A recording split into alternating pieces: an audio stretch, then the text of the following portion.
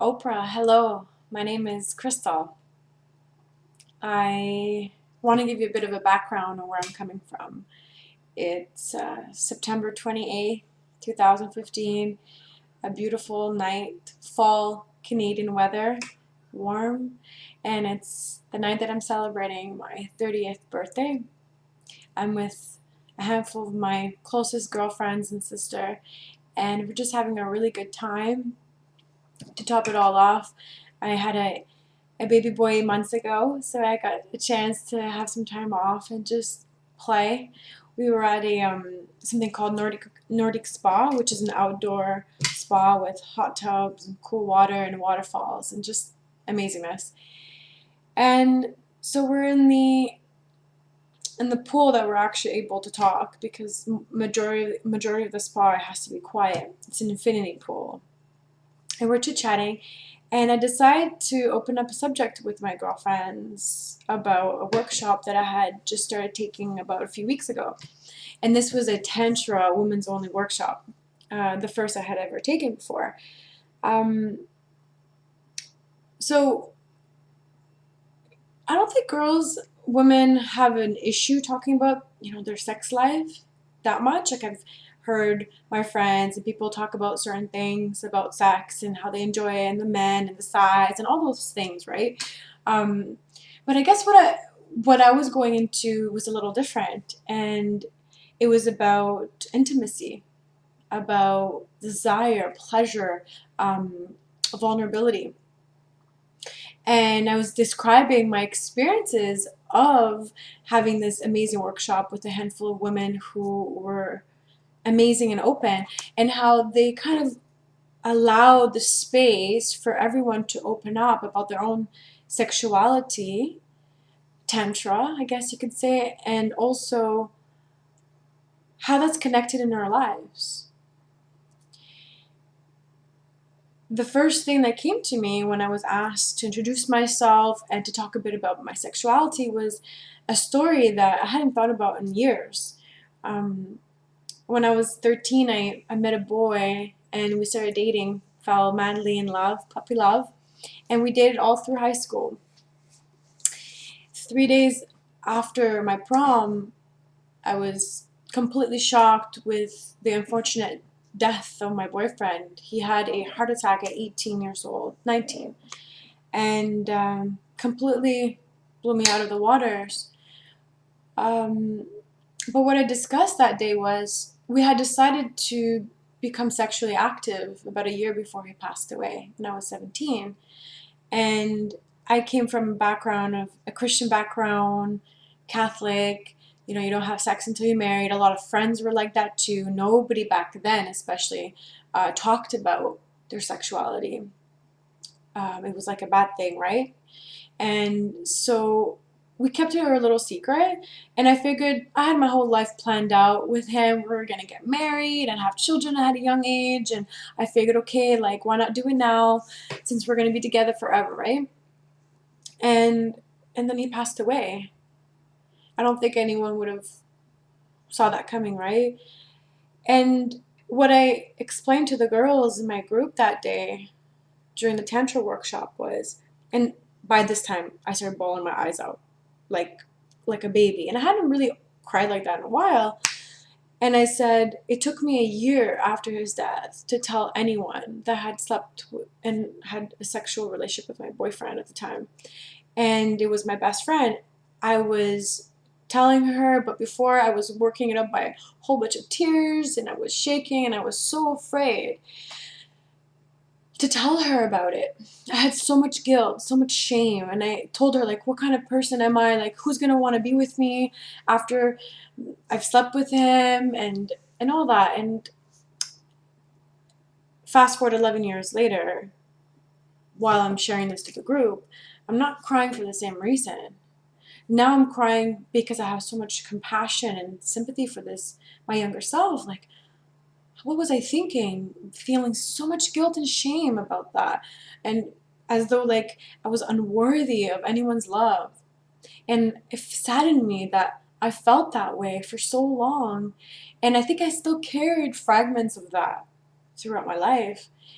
Um, sharing this felt really nice because it made me realize that it might have been connected to other things that I felt guilty about and shameful.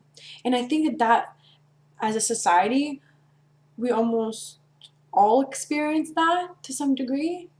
And saying all that, during the time of my Tantra workshop, we were asked to play around with self-pleasure. And this doesn't necessarily mean just, you know, playing with yourself and your body, but it could also be taking a nice warm bath, right?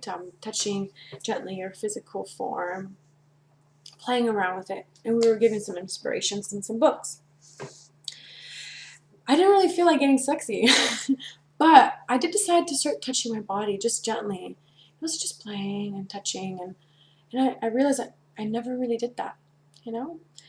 And as I moved around and decided to go into the bath and give myself a nice warm bath as my son fell asleep, I stayed there for about an hour, and I can almost understand why the idea of baptism, why, for example, Jesus Christ then did it in his 30s or 40s, right? I was in the water and I was cleansing and I was asking myself to intentionally release any blocks that I have when it comes to my body and sexuality. And then it kind of dawned on me that a baptism is almost like a rebirth, allowing us to become innocent again, to become young and with new eyes. And so I started playing with the water and playing, with my body and really being in the moment. The reason why I'm sending you this video is, as I was describing all this to my friends, I said to them, I didn't pleasure myself sexually until 3, 4 days later. But what I did instead was I really honored how I felt. I said, okay, I don't really feel like masturbating, but I'll do something else. And then I don't really feel like staying up today with all these people at my house. I'm going to go to bed early. And so I started honoring my body and how I felt. And the next day, my partner and I played. And it was the first time ever that I allowed him to touch me and to pleasure me without moving an inch, without, you know, acting upon having to give him something back or trying to stop him or be like, okay, that's enough. Or I just surrendered, I guess, to the moment, and I allowed him and expressed to him what I wanted, what I liked, which was very gentle movements. And as he stroked my body and then started pleasuring me, I just laid there and I just felt my body. And every time I had an urge to want to give him something back, I just stopped and I allowed myself to receive. And that was so challenging for me. As the days progressed, and this is something that I'm expressing to you now, but this is what I was talking about with my girlfriend the day at the spa, I realized that, one, I had a hard time accepting and receiving, asking for what I needed and wanted in life, not just sexually, but obviously those two are connected, right? I forced myself to do things I should do instead of honoring how I felt and listening to that inner voice that guides me and tells me what I really need, right? And to continue with that is, I have been a yoga teacher now for years, and I've studied energy work and became a 7th-degree Reiki master. I studied Tibetan priestly practice, meditation. I've been on this crazy, like, spiritual cleansing, healing path for the last 10 years, I would say. Any teacher you could think of I was following and I was listening to.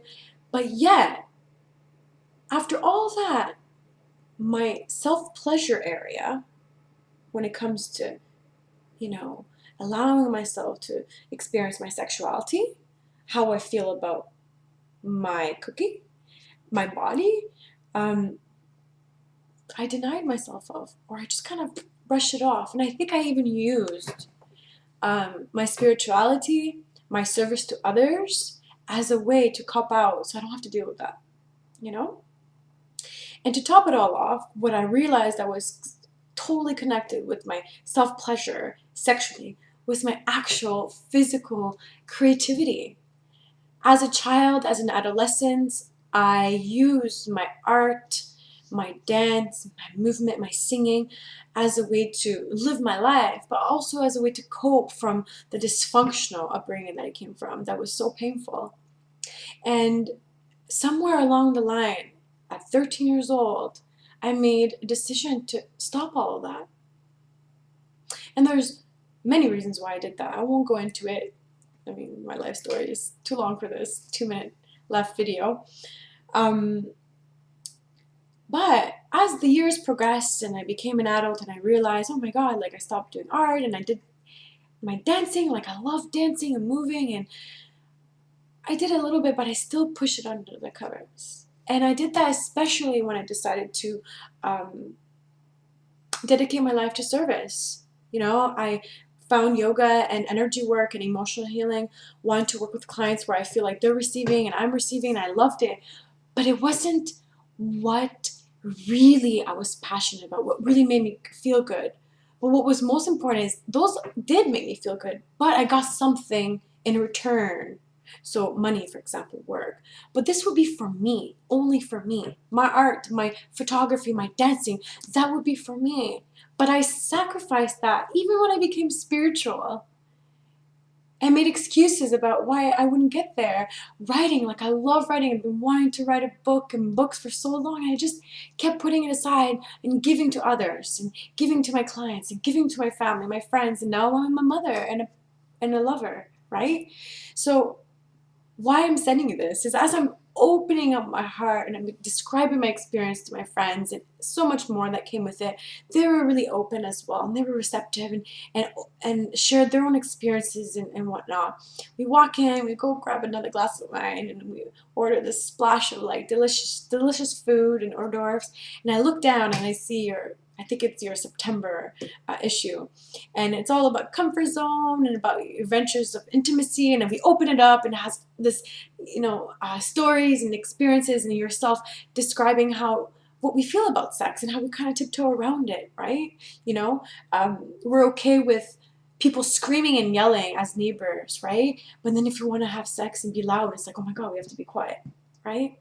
And so I look down and I see your article, and my sister's reading it, and she's like, look what I found. It's pretty interesting that it comes up today, of all days, what we're talking about. And I said, you know what? I'm not sure why I'm going to send her a video or write to her. I'm not sure what I'm going to say, but what I will say is thank you. We need more women like yourself, like me, like so many others, to really open up this subject, to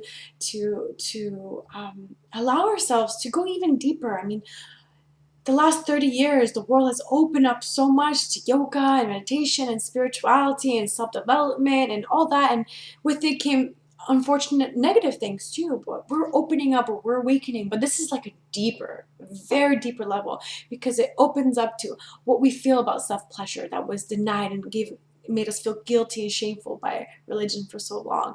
But also relationships, which is so important, and why I went into Tantra in the first place, because my partner has been studying it for 10 years and we've been playing with that together, and how it's shaped our relationship physically, emotionally, mentally. It's been amazing. So, saying all this, um, so many other women out there are allowing ourselves to really open up that conversations for other women, but also men, because just as women have suppressed their own feminine, delicate sexuality movement, so have men, and there's an imbalance there.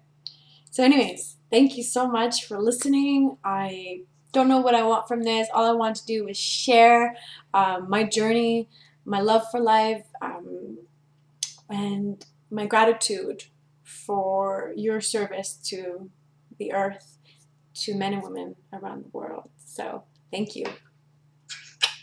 Namaste.